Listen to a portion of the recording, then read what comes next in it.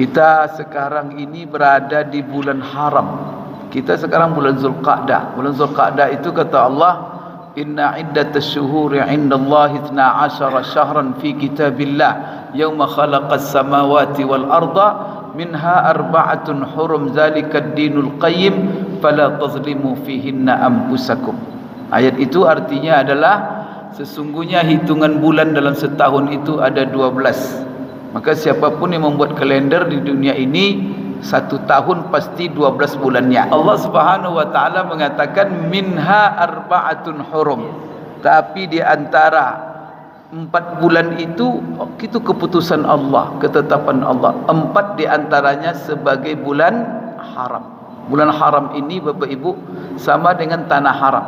Tanah haram itu kalau terjemahan kita tanah suci. Maka bulan haram bulan suci.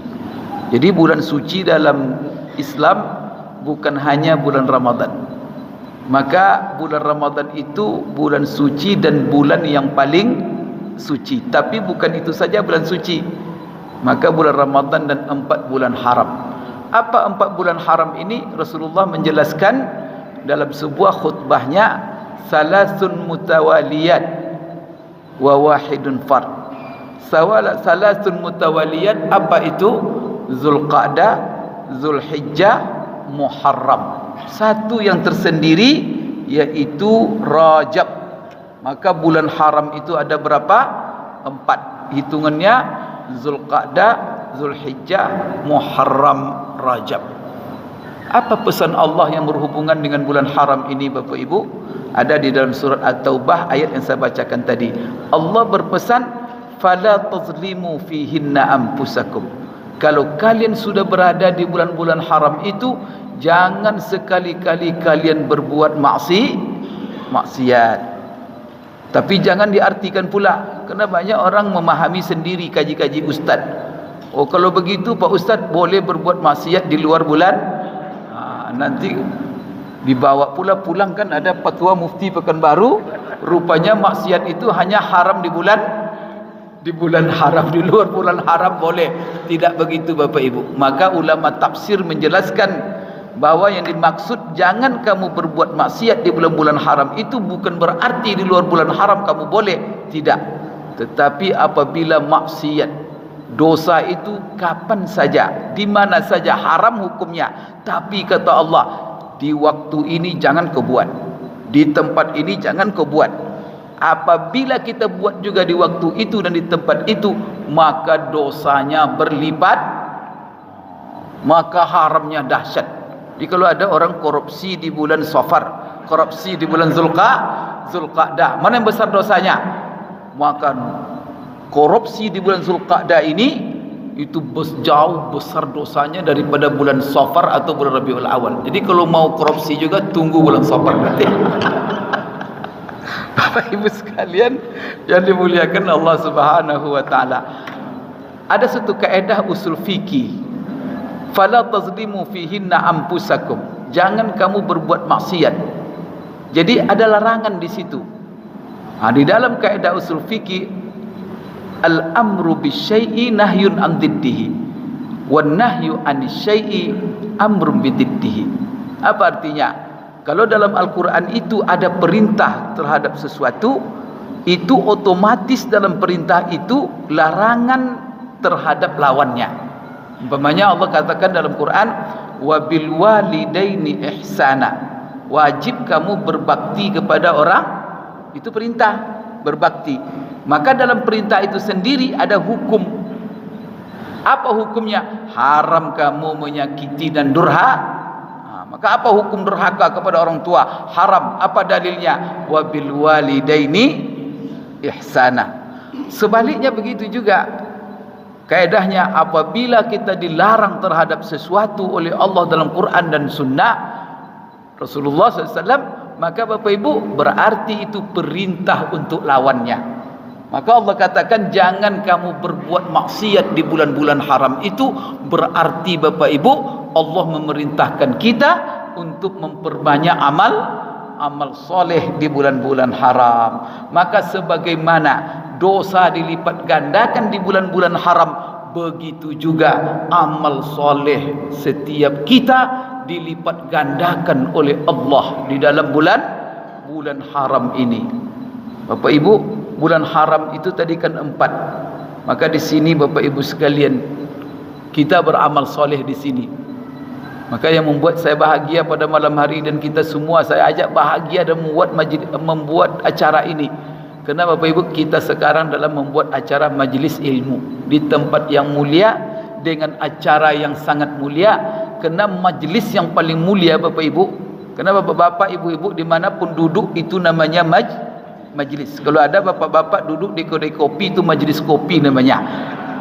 Kalau ada yang duduk sambil main domino itu majlis domino. Kalau ada ibu-ibu ngerumpi itu majlis apa namanya, Bu? Majlis ngerumpi. Tahu Bapak Ibu, kedudukan kita ini di mana paling mulia dan paling afdal kita kedudukan, paling mulia kita dudukkan adalah di majlis Allahu Akbar. Maka pada malam ini di tempat yang sangat mulia, dalam majlis yang sangat mulia, di bulan yang mulia. Itu membuat bahagia. Mudah-mudahan Allah Subhanahu wa taala menjadikan ini adalah amal soleh yang bernilai berlipat ganda bagi kita semua, Bapak Ibu sekalian. Maka amal seperti ini, Bapak Ibu sekalian, sedikit saya ingatkan 3 bulan haram itu. Tapi ada yang perlu kita ingat, Bapak Ibu sekalian, 3 bulan Zulqa'dah, Zulhijjah, Muharram, Rajab. Tapi di antara 3 bulan yang berturut-turut ini ada lagi yang diistimewakan oleh Allah dari bulan-bulan haram itu. Apa itu? Allah istimewakan 10 hari pertama bulan Zulhijjah. Maka saking istimewanya 10 hari pertama bulan Zulhijjah ini, Allah bersumpah dalam Al-Quran. Allah jadikan 10 hari pertama bulan Zulhijjah itu sebagai alat sumpahnya. Apa kata Allah dalam Al-Quran? Wal fajri wa layalin ashrin wasyaf'i wal watr. Demi fajar dan demi 10 hari dan demi hari yang genap dan demi hari yang ganjil. Ibnu Abbas, tafsir Ibnu Katsir menukil dari Ibnu Abbas, yang dimaksud 10 hari yang Allah jadikan sebagai alat bersumpah itu adalah 10 hari pertama bulan Zulhijjah. Di dalam hadis yang sahih diriwayatkan Imam Bukhari, diriwayatkan Imam Muslim, dan ulama-ulama hadisnya sepakat ulama mengatakan hadis ini sahih. Rasulullah SAW mengatakan, ma min ayyamin al-amalus salihu fihinna ahabbu ilallah min ayyamil ashar, minal ayyamil ashar. Apa artinya? Tidak ada amalan soleh yang paling afdal, paling dicintai oleh Allah dilakukan oleh seorang hamba, seorang manusia, seperti amal soleh yang dilakukannya di 10 hari pertama bulan Zulhijjah. Berarti Bapak Ibu, Muharram bulan mulia, Zulhijjah bulan mulia, Muharram bulan Zulhijjah, tapi ketiga ini yang paling mulia 10 hari pertama bulan Zulhijjah. Kemudian di antara 10 pertama bulan Zulhijjah ini ada pula yang paling mulia. Maka bagi orang yang pergi haji, yang paling mulia bagi mereka adalah hari ke-9, yaitu hari di saat mereka wukuf di padang Arafah. Kalau kita yang tak haji kan dah ikut wukuf kita. Tapi bagi kita semua di hari tanggal 9 itu apa yang disunatkan? Berpuasa. Orang wukuf di Arafah, Bapak Ibu, kalau dia sedang wukuf tidak dianjurkan dia berpuasa. Maka puasa itu hanya untuk orang yang tidak haji. Malah kata ulama, orang yang sedang haji kalau dia wukuf, makruh hukumnya berpuasa bagi dia. Bapak Ibu, kalau bagi kita yang tidak haji, apa hari yang paling afdal dan paling mulia? Rasulullah mengatakan, afdalu ayyamid dunya yaumun nahar. Hari di dunia ini yang paling afdal, kata Rasulullah, paling istimewa adalah hari Idul Adha, hari raya korban. Jadi di antara 10 itu apa yang istimewa bagi yang tidak haji? Yaitu hari ke-10. Maka hari ke-10 ini bagi kita Pak, ada solat Idul Adha. Orang haji ada solat Idul Adha. Kalau orang sedang haji nanti tanggal 10 solat Idul Adha mereka tidak ada. Solat Idul Adha itu hanya bagi yang tidak haji. Begitu juga ibadah korban Bapak Ibu sekalian. Maka 10 hari ini adalah hari yang paling mulia. Di antara 10 itu yang paling istimewa adalah hari Idul Adha. Dan di hari yang paling istimewa itu Bapak Ibu, apa amalan yang paling afdal? Dengarkan Rasulullah SAW bersabda, ma'amila ibnu Adam min amalin ahabbu ilallah fi yaumin nahri min iraqati damin. Apa artinya itu?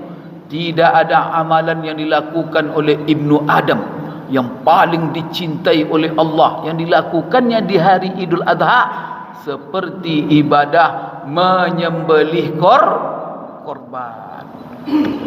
Kan nampak oleh kita itu kan, kenapa kita berkumpul ini Bapak Ibu untuk membahas ibadah yang paling afdal di hari yang paling istimewa, di bulan yang paling mulia. Maka itu ibadah korban. Alhamdulillah Bapak Ibu sekalian, maka acara ini kita taja, acara ini namanya jemaah bertanya, mufti menjawab, atau umat bertanya, mufti menjawab. Kenapa Bapak Ibu acara ini ditaja di masjid-masjid kecamatan dan juga masjid paripurna kelurahan? Ini adalah program masjid paripurna. Cuman selama ini Bapak Ibu, program ini hanya ada di Masjid Agung Ar-Rahman. Hanya terfokus pada masjid paripurna tingkat kota. Oleh karena itu, kebijakan daripada Bapak Ibu sekalian, Ketua Pembina Masjid Paripurna Profesor Dr. Akbar Rizan, yang tentu di-ACC oleh Bapak PJ Wali Kota, supaya acara jemaah atau umat bertanya mufti menjawab ini menyebar ke seluruh masjid paripurna. Maka saya dibebankan setiap Senin, Selasa keliling di seluruh masjid paripurna. Ini tak salah malam ini adalah masjid yang ke-48 kalau tak salah. Ini masjid ini. InsyaAllah kalau Bapak punya masjid paripurna akan mendapat gilirannya juga, insyaAllah. Tunggu saja. Bapak Ibu sekalian yang dimuliakan Allah, saya diangkat oleh Bapak Wali Kota dan juga PJ Wali Kota sebagai mufti. Tadi sudah diuraikan oleh Bapak Supriyadi. Kenapa saya sebanyak ini ustaz di Pekanbaru ini? Bahkan di MDI itu jumlahnya lebih 1000 Pak Ustaz ya, Pak Supriyadi ya. Tapi kenapa saya yang ditunjuk? Barangkali Bapak Ibu sekalian ya kena melihat latar belakang pendidikan saya. Karena kalau mufti ini Pak, ilmu yang sangat dibutuhkan itu ilmu syariah. Karena yang rata-rata yang ditanya itu yang berhubungan dengan masalah hukum, yang mengatur amalan kita sehari-hari. Maka pakarnya harus pakar syariah. Maka barangkali mereka melihat bahwa pendidikan saya ini memang Bapak Ibu dari awal pendidikan agama semua.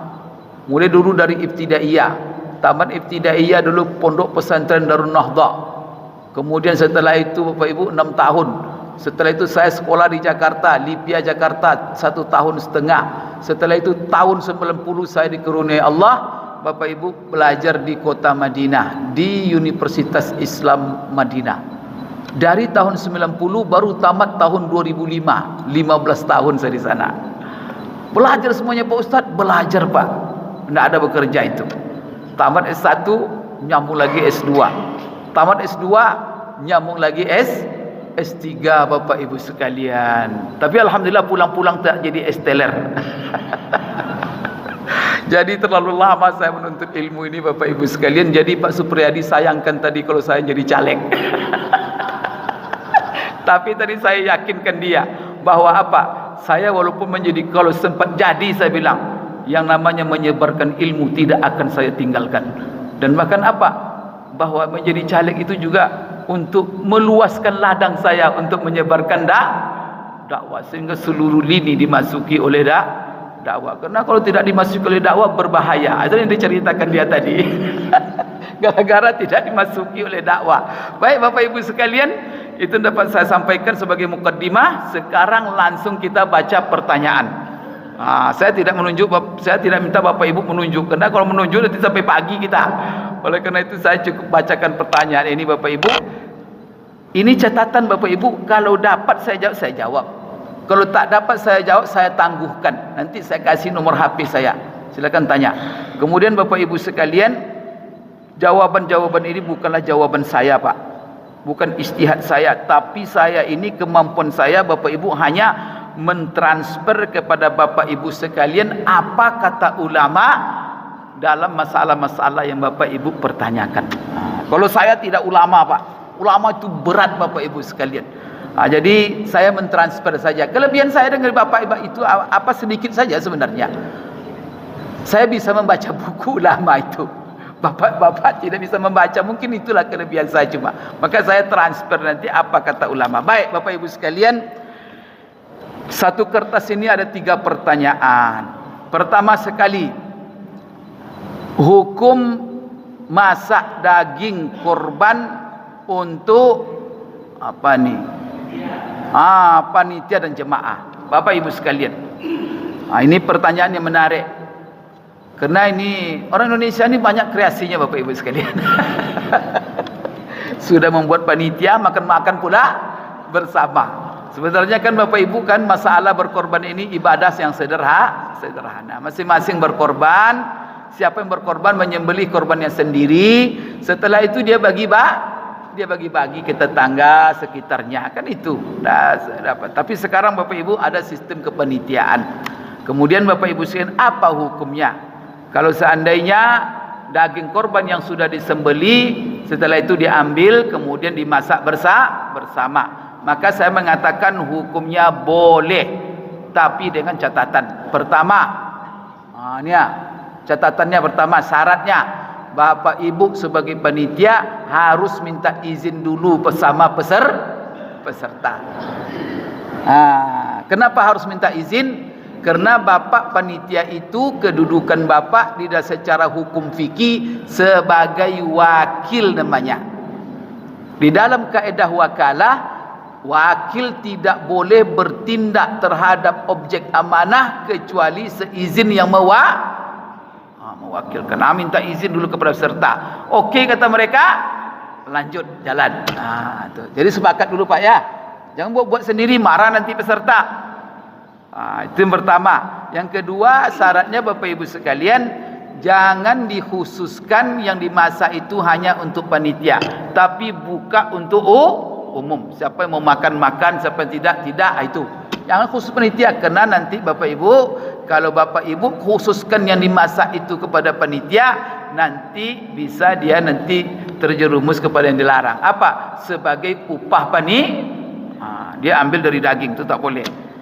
Maka untuk menghindari itu, masak sama-sama.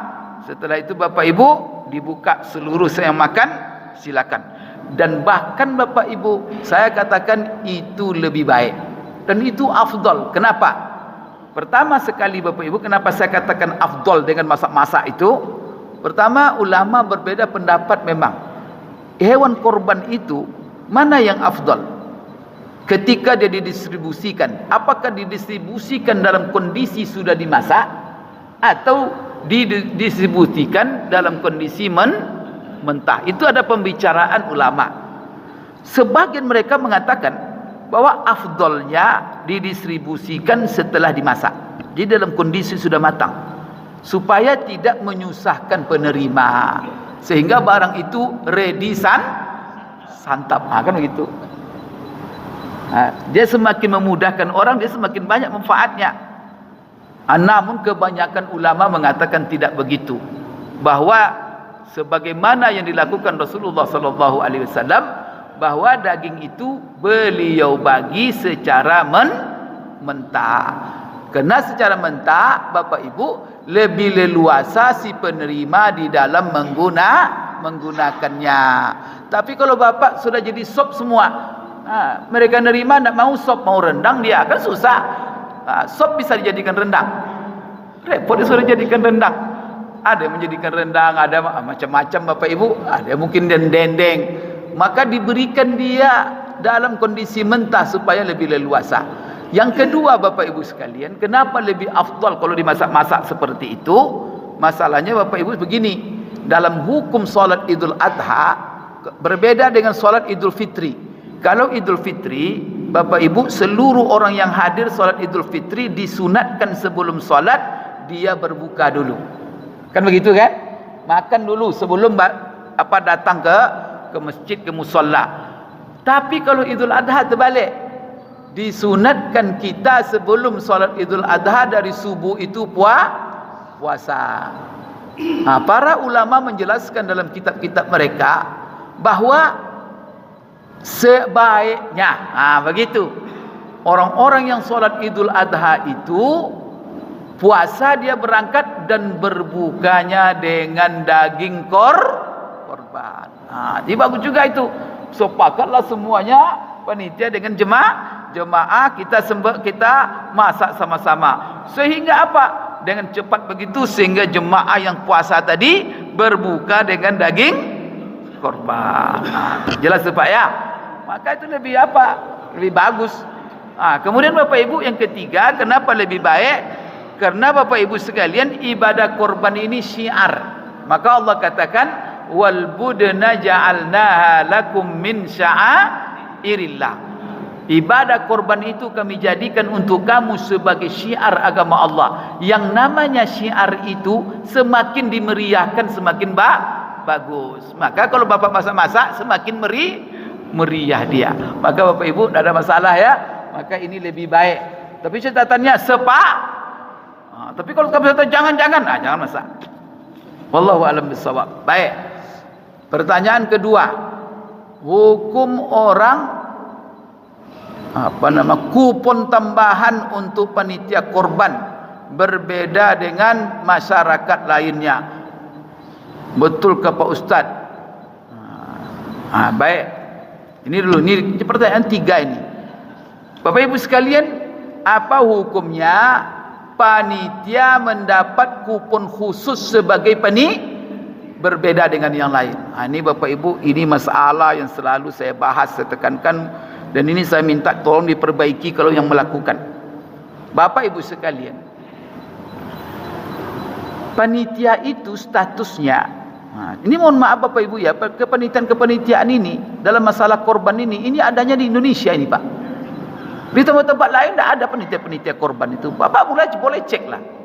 Saya 15 tahun saya di Madinah, tidak ada namanya saya dengar panitia korban. Kita ini kan serba panitia. Masuk Ramadan, panitia Ramadan. Kalau saya katakan, boleh saya katakan ini adalah Islam Nusantara ini. Cuman mungkin Bapak Ibu, salahkah kepanitiaan di dalam masalah ibadah? Karena korban itu Pak ibadah. Dan itu adalah ibadah individu. Dengan ada panitia ini berarti apa? Ibadah kita serahkan mengerjakannya kepada prinsipnya ibadah itu siapa beribadah dia melakukan. Ini kok diserahkan pula kepada orang. Ini sebenarnya eksistensi panitia ini apa sebenarnya?